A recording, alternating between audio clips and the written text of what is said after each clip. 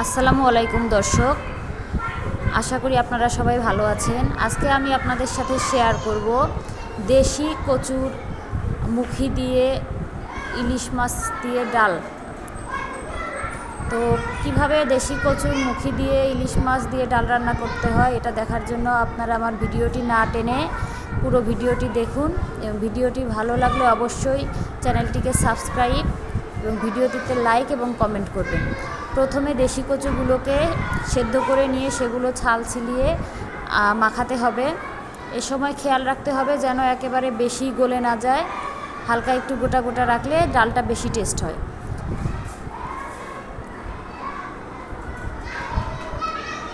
এরপর সব রকমের মশলা দিয়ে কচুটাকে আগে কষিয়ে নিতে হবে। এখানে একটা জিনিস অবশ্যই আপনাদেরকে বলে রাখি যে এখানে আপনাদের সব ধরনের মশলাই দিতে হবে।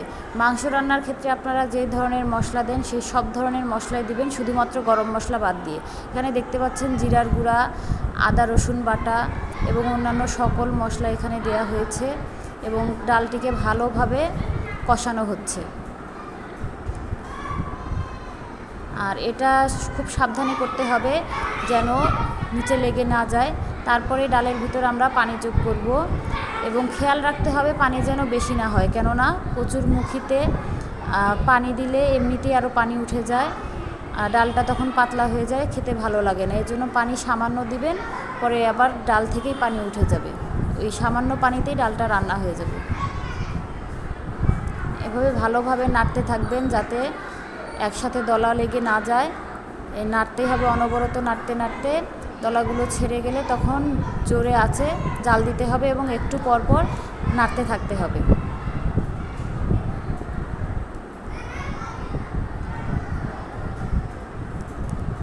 আপনারা দেখতে পাচ্ছেন ডালে অলরেডি বলক চলে এসেছে।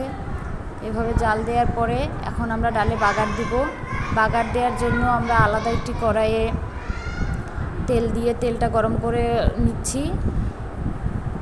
এরপরে তেলের ভিতর যোগ করলাম হচ্ছে গোটা জিরে, একটু পরিমাণে বেশি দিয়েছি, সাথে আপনি দিয়েছি হচ্ছে রসুন এবং পেঁয়াজ।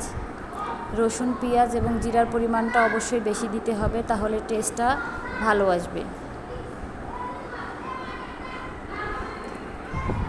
এই বাগারটিকে ভালোভাবে নেড়ে হালকা বাদামি রঙের করে নিতে হবে।